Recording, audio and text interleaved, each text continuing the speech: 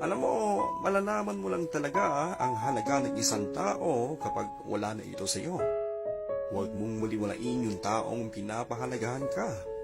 Baka kasi dumating yung panahon na kailanganin mo siya pero sinukuan ka na. Malalaman mo lang talaga ang halaga ng piso kapag nagkulang ang pamasahe mo. Katulad din na malalaman mo lang ang halaga ng isang tao pag wala na ito sa iyo. Pag wala na sa tabi mo at hindi mo na siya nakikita. Kaya bigyan mo ng halaga yung taong nagmamahal sa iyo.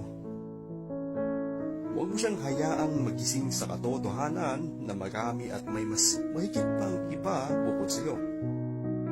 Huwag mong hintayin mapagod siyang mag-effort sa iyo bago mo ma-realize na mahalaga pala talaga siya sa buhay mo. Alam mo, huwag mong bitawan isang bagay na hindi mo kayang makita na hawak ka ng iba. Isang konting paalala lang galing kay Papa J. Magandang gabi sa inyo at mag-ingat kayo palagi.